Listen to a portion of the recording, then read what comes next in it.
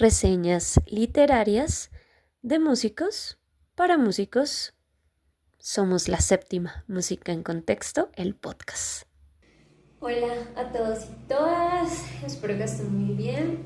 Sean bienvenidos y bienvenidas a un nuevo capítulo, episodio, momento de reseñas literarias de músicos para músicos. Hoy tenemos un libro muy interesante que es La pianista de Elfriede Jelinek. No sé que lo estoy pronunciando re mal, pero bueno. Ella es una autora austriaca, estudió arte, música y literatura, entonces pues nos tiene muchísimo que contar. Pero antes de iniciar este episodio, hoy tengo mi copita de vino para hacerlo más taciturno, vegetariano y animalista. Entonces, pues nada, si tienen un vinito, una cervecita, lo que tengan, muy bienvenido. Entonces yo acá hoy voy a compartir con ustedes. Salud.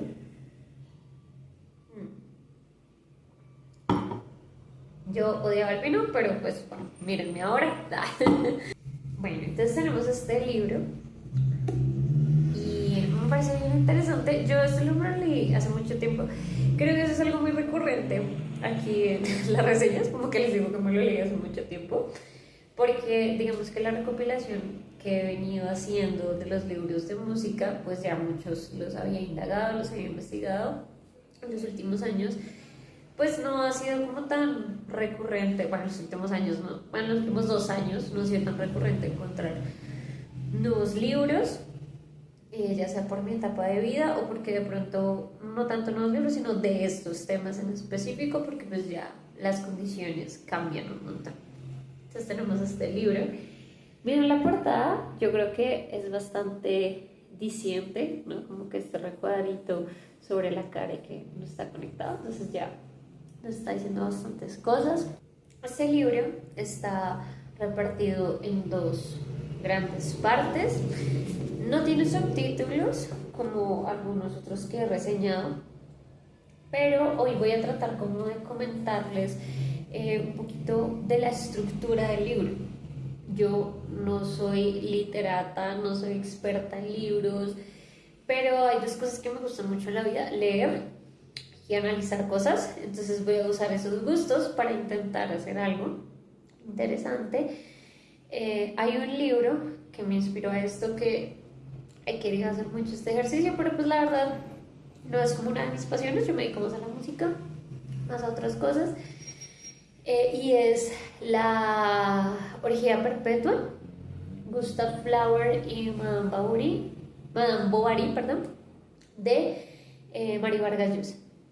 Este libro hace como un análisis literario bien interesante acerca del libro de Madame Bovary. Yo primero me leí el análisis y luego me terminé comprando el libro de Madame Bovary. Ambos me destruyeron, me reconstruyeron, fue algo muy bonito. Entonces pues vamos a intentar como hacer algo así. Acá tengo mis maravillosos apuntes, esperemos que no me pierda con nada. Entonces iniciemos. Bueno, este libro tiene, digamos que, 3 personajes principales. Está con Erika Kohut, que es nuestra pianista. Está la madre de la pianista y está Walter Kramer, que es como este estudiante, este chico que empieza a capturar la fascinación de Erika Kohut. Entonces, eso por un lado. Lo otro es que hay diferentes espacios, entonces iniciamos como con un contexto general y en la primera parte nos vamos más como hacia la infancia, hacia el desarrollo de Erika, cómo termina siendo lo que termina siendo. Entonces tenemos el presente, el pasado y también como esas suposiciones que hace cada uno de los personajes. Es bien interesante. Ya en la segunda parte tenemos más como el desarrollo de estos personajes y más centrado hacia la historia de lo que es Erika y Kramer. Entonces sí.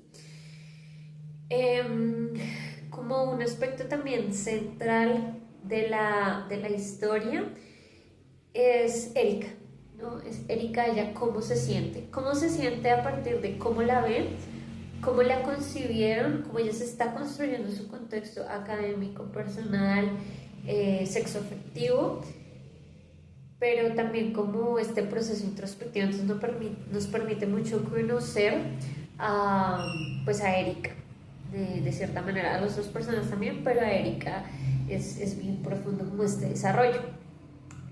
Y pues tenemos un tercer elemento que está referido a todo lo que tiene que ver con la sexualidad, ¿no? Cómo se desarrolla esta sexualidad, cómo tantas represiones, tantas historias que Erika vivió la llevaron a ciertas acciones o a ciertos deseos, y cómo esos deseos se desarrollaron en ella, pero cómo se ven desde otras perspectivas, ¿no? Siempre es como un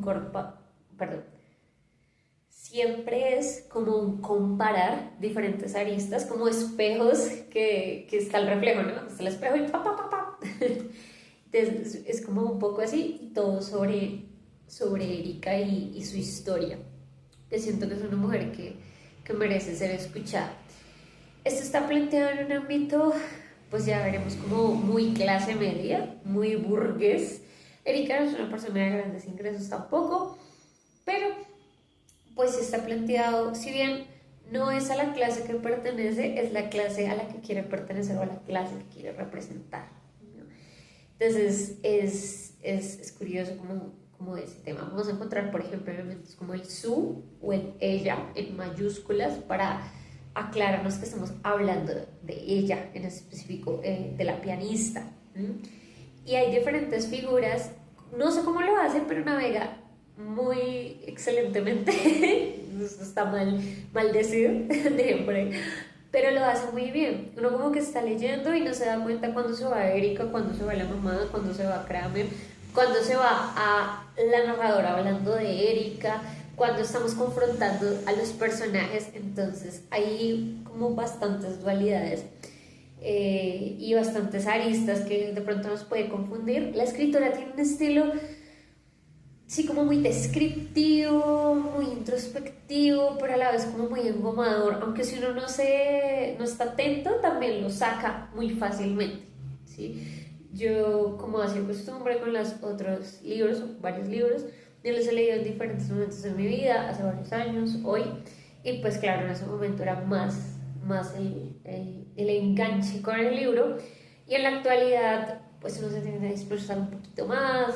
tiende a tener como otros aspectos, porque es una historia que ya conoce. Yo he leído libros nuevos y me he enganchado súper como me enganchaba a los 14 años, pero sí, con los libros que ya repito ya es un poquito diferente, entonces puedo entender de pronto como que no hay ese enganche, porque uno se puede perder fácilmente como en la historia de tanta descripción, tanta cosa, pero vamos a ver por qué pues la autora realiza como este tipo de escritura y desarrolla la historia de esta manera. Bueno, y nos vamos a comentar un poquito de qué se trata la trama. No voy a dar muchos detalles, la idea es que, como siempre, ustedes lo lean, lo revisen, pero bueno, iniciamos, como les decía, contándonos un poquito la historia de Erika, de dónde venía, ya cómo era. Básicamente, Erika es una profesora de piano del Conservatorio de Austria. Es una persona sumamente reprimida, es una persona sumamente individualista, autoritaria. El libro es bien chévere porque, claro, nos habla mucho de Erika, de cómo se desarrolla y todo eso, pero también del mundo musical, ¿no? De sus implicaciones de estar ahí, de cómo se desarrolla este mundo musical, de muchas veces lo opresivo que se siente y por qué se desarrolla esto. Claro, la mamá nunca la dejaba hacer nada, ella no podía dejar de tocar hasta que sonara una pequeña campanilla cuando era niña. Ella no tenía estas libertades de, por ejemplo, salir, de tener amigos, nunca nada. No tenía como esas libertades de explorar su sexualidad, de conocerse, de expresarse con su vestimenta, con sus palabras, como que todo era reprimido, y la mamá la controla a partir del miedo, enalteciéndola, pero a la vez debilitándola a los ojos de ella, haciendo que Erika siempre buscara como la palabra o la verdad, creando a su mamá como un dogma, ¿no? Entonces la verdad siempre la tenía su mamá, Entonces buscaba esa verdad en su mamá todo el tiempo, a pesar de que se sentía sola, que se sentía menospreciada. Ella tuvo muchos problemas en cuanto a la autolesión y bueno, el libro es bastante descriptivo en cuanto a esto, así que si tienen algún problema de este tema de salud mental, pues tal vez deberían no leerlo, o bueno, ya bajo sus, digamos, con esa reserva, con esa advertencia. Entonces es bastante descriptivo de cómo ella se lastima, se hiere, ¿cierto? Trato de no jugar con las palabras porque ajá, YouTube. También todo lo que ella siente. Creo que el mundo interior de Erika, a pesar de lo reprimida y lo limitada, era muy rico y muy amplio. Todas esas descripciones que ella hace es porque era el mundo que ella vivía. Fue relegada de un relacionamiento social, de unas experiencias, de ciertas cosas que vivimos normalmente. Voy a decirlo así porque la verdad esa palabra normal es compleja de usar porque hay muchos cambios, hay muchas diferencias, hay muchas condiciones sociales, económicas, políticas y culturales que hacen que las cosas no sean normales, sí. Pero pues sí, ella fue privada de muchos de estos elementos, entonces ella crea un mundo interno pues, muy interesante, que en los comentarios del final voy a poner como unos elementos, ya saben que eso son teorías locas que me surgen, vainas, entonces sí.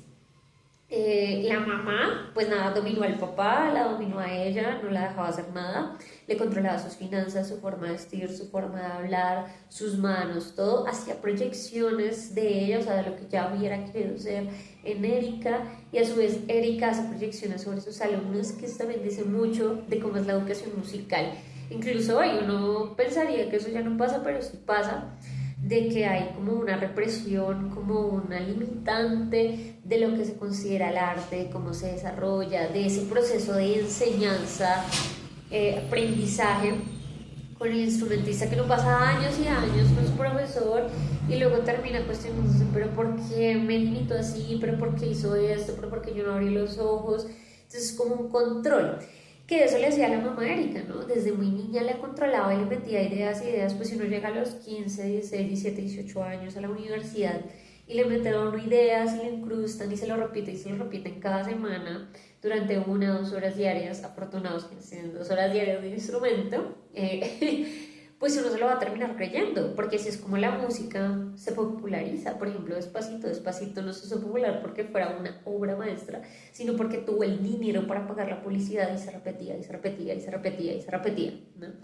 Entonces un poco pasa esto con las ideas es algo que se va sembrando, y si uno lo repite y lo repite, pues uno se lo termina creyendo. Ella, súper autoritaria con los estudiantes, como que el arte es esto, el arte está por aquí, y ustedes están por aquí, pobres seres mortales, mundanos, que el arte es como esa búsqueda del proletariado, y esa es su palabra, para salir de su clase social e irse a elevar a lo que permite el arte, ¿sí? Un arte evidentemente clasista, ¿sí?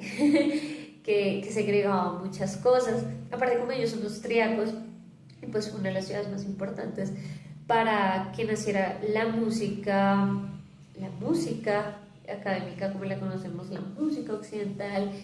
Entonces también choca y se creen como, bueno, la última Coca-Cola del desierto, decían por ahí, maldita Coca-Cola, si estás viendo esto, muérete, el imperio del demonio. Pero sí genera como toda esta situación. Y ella va escribiendo muchas cosas artísticas. Ya sabemos que la autora del libro pues estudió música, tuvo cercanía como todo esto, entonces son unas descripciones bien interesantes a las cuales ustedes muy seguramente se van a sentir familiarizados. Y bueno, y ella está en todo este embrollo, en toda esta vida, y se encuentra con Walter Kramer, perdón. Y este niño de 17 años, súper apasionado por el piano, se le mete hasta el tuétano y bueno, empiezan a pasar un montón de cosas, ella empieza como a removerle el piso, y paralelo a esto, Erika se empieza a acercar como a los temas de pornografía, Entonces hay unos lugares donde ir a mirar, claro, pues esto fue escrito hace mucho tiempo, entonces no es como la facilidad tecnológica que hay hoy, entonces ya tenía que ir y por una mirilla súper descriptivo y como la mira a toda una profesora de piano y de música del conservatorio en Austria, ¿sí? Porque pues ella era una profesora fracasada, no había logrado como ser la gran intérprete porque había fallado en algún momento, también es esta cuestión de la perfección.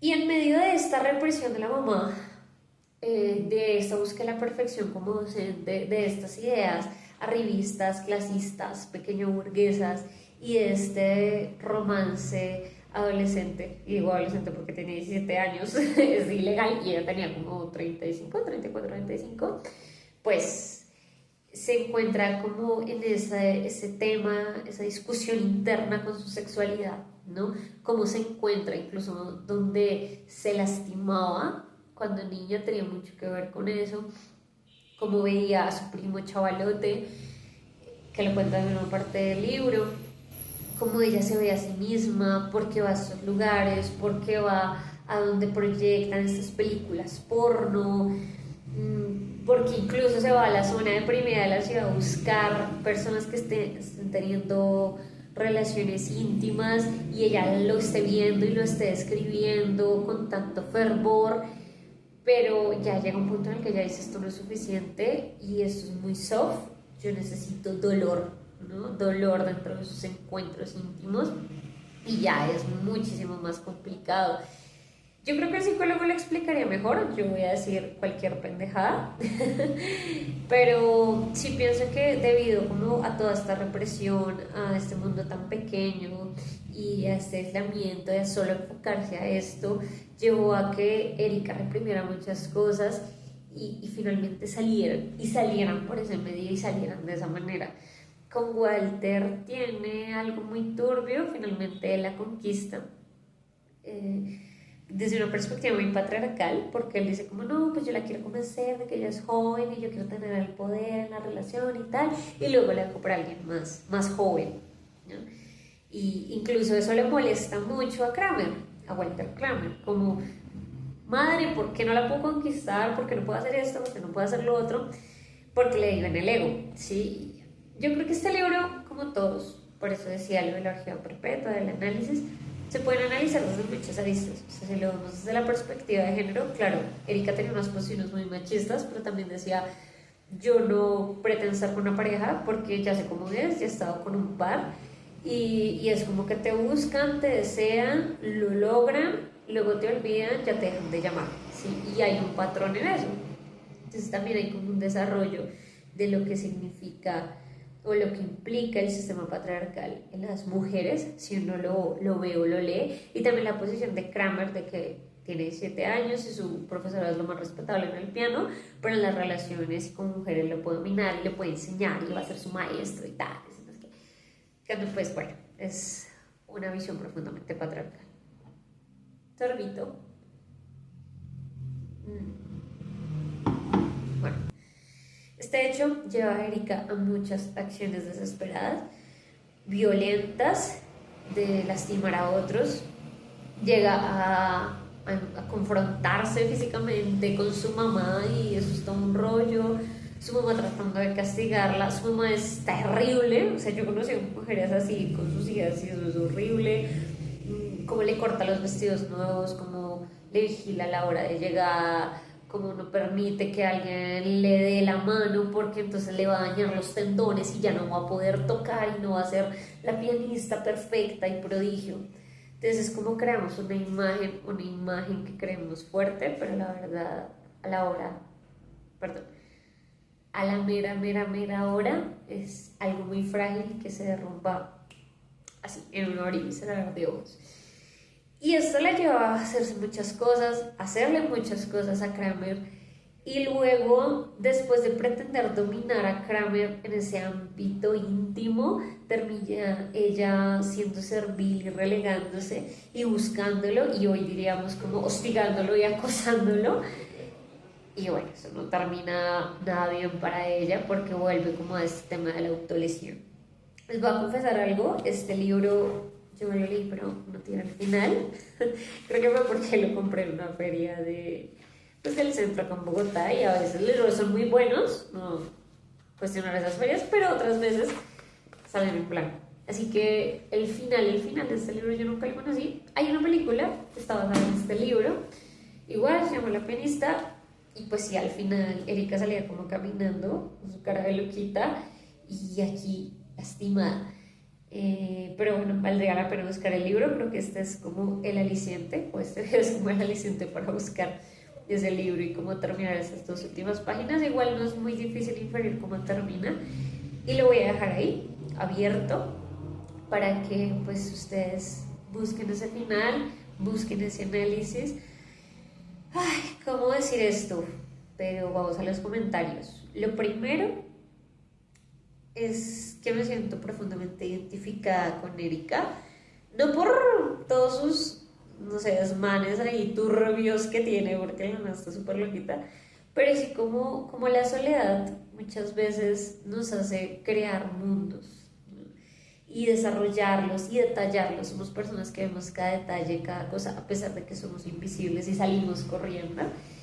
Pero como también estos mundos nos sobrepasan y hacemos suposiciones sobre lo que viven los demás. Yo lo comentaba un poco en la reseña de las venas abiertas de América Latina, que mis privilegios nunca me harían posible entender la situación de otras personas que no los tenían, porque básicamente yo no lo he vivido. Entonces, por más construcciones imaginarias y por más suposiciones y por más vainas, pues la realidad sobrepasa es el mundo de las ideas y el mundo de la suposición, básicamente. Entonces son cosas que también lo limitan a uno y uno como que no puede entender, pero aún así uno va construyendo cada detalle, cada cosa, cómo se viste, cómo mira, cómo camina. Ella describe hasta cómo se peina, ¿no? Cómo se pone una bota, cómo habla, cómo se conecta, porque de eso es lo que vive y de eso es lo que transpira Erika.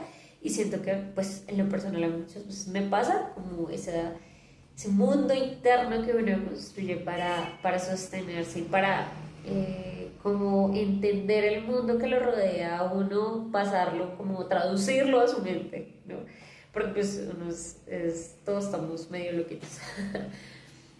Lo segundo es que nada bueno viene de la represión, de la opresión, y que a veces esta presión está disfrazada de muchas cosas para la familia, ¿sí? De yo te amo, yo te quiero, yo te voy a proteger, soy la iglesia, la mamá, yo soy la única que sé lo que te viene bien, yo siempre he estado para ti, pero no le permitió conocer a otras personas, no le permitió esa interacción social, no había privacidad, ellas dormían juntas, no había cerrojos en esa casa, ¿sí? Y eso también limita el desarrollo del ser humano. Entonces uno cree que está haciendo un bien, pero la verdad pues es que no. Entonces por eso uno debe estarse informando, leyendo, cuestionándose. Y ese disfraz también lo hacen muchos, no solo las familias, también las parejas, cómo te manipulan, cómo te venden ideas, pero no solo las parejas, también los gobiernos, como te dicen, ay, esto es el libre comercio y hay libertad, libertad, libertad, diría Milei, que sí, por cierto, acá no queremos a Milei, y esa libertad, libertad, ¿para quién? Sí, no siempre se debe cuestionar el fondo de las cosas, no porque está la puerta, no porque está la tristeza, no porque está el hueco en el pecho, sino por qué está. O sea, eso ya está, eso es un síntoma, pero ¿por qué se desarrolla esa sensación de vacío, esa sensación de no poder encontrar trabajo, de precariedad laboral, de un montón de vainas, ¿no? Entonces, pues ya, como para cerrar, es un libro complejo, complejo porque tal vez llegue a ser, bueno, más que complejo, agotador por el nivel de descripción, dirían, bueno, yo no sé si esto está bien decidido, pero lo voy a decir como un character study. Y pues a veces sí, como que uno, uff, ya, demasiado, demasiado. Pero ya uno se pone en los zapatos de Erika y uno dice, bueno, pero es que yo también, ¿no? Yo también hago esa introspección, yo también reviso. Las personas ansiosas se van a identificar mucho con este libro. Entonces, tal vez le genere más ansiedad, es probable, pero pues se van a identificar. Erika es un ser humano como muchos otros, que es resultado de un sistema de crianzas, de un sistema económico y cultural que la rodeaba en su momento, y la música es algo que enloquece. Ella nunca expresa como esa pasión, de pronto dice que la música a veces la salvó de ciertas vainas, pero siempre fue una obligación. Y por más que la música sea bellísima, hermosísima, que el piano sea el mejor instrumento del mundo, pues cualquier cosa obligada no es linda, no es agradable, no es divertida. Y eso que le pasó a Erika pues es muy duro. También el hecho de ver que Kramer se enfocó más como en lo que sentía por ella, que en seguir tocando piano, que luego se fue, que es que a un grupo de jazz, que se puso a tocar clarinete, eso era una ignominia. Como ciertas clases acaparan ideas sobre lo que debe ser X cosa, ¿no? Entonces, la música en su momento, ese tipo de música, por ejemplo, Beethoven, pues nada, o sea, era un man que vivía al día, que vivía arriado, que tales, que sí le pagaban por tocar, por componer, pero pues no era pues el supermillonario. Y hoy en día eso sería increíble porque es una de las músicas que uno dice, wow, o sea, si tú te metes, haces círculos, pues wow, estamos tal, pues es porque te pagan muy bien, pero es algo para muy pocos. Yo creo que explica mucho el sistema en el que vivimos, de decir que tú puedes llegar a hacer eso, no todos, dirían en la película del No sobre la lucha en Chile, no todos pueden ser ricos, pero sí algunos. No todos podemos ser instrumentistas de renombre, pero algunos podemos. Y fomenta esa competencia y ese choque. Ella hablaba de las presiones, de todo eso, de cómo ella los humillaba, de cómo usaba ese sarcasmo para disfrutar esas clases, porque era su único momento, ya que ella había sido una fracasada. Y a veces tomamos eso muy literal porque somos muy jóvenes, porque tenemos 17, 18, 19, 20 años y estamos hasta ahora desarrollando nuestro cerebro y no entendemos eso. Pero sí deberíamos como pensar en esa validad que pasa con nuestros docentes, con nuestros mentores, y con todo el mundo, ¿sí? No idealizar a nadie y no creer que pues el putas voy. Entonces, pues sí, La pianista es un libro que tiene mucho que decir, mucho que contar. Y pues nada, espero que les haya gustado esta reseña. Espero no haber sido como tan intensa. Creo que he dicho espero como 700 veces. Pero bueno, ya tenganme paciencia, ya que si llegaron hasta acá, supongo que me la tienen. Así que vamos a seguir con todo nuestro contenido y pues esperamos que les esté gustando mucho esto. Háganos saber qué otros libros ustedes se leen, qué queremos que de pronto reseñen. Y pues vean los libros como un espacio más para acunarse, para quererse, para cuidarse, para aportar este proceso tan bonito que están construyendo en la música, o si no son músicos, para acercarse a la música, o simplemente para tener como un respiro de esta vida y de este mundo tan caótico y tan aplastante en el que estamos viviendo hoy en día, porque la verdad muchas cosas no las están arrebatando. Así que pues los libros son una grata compañía y un alivio para el cocoro. Esperamos que les haya gustado, maldita sea, yo la tercera vez que lo digo, que hayan disfrutado muchísimo. Hasta un próximo capítulo, episodio, momento de reseñas literarias de músicos para músicos. Chao.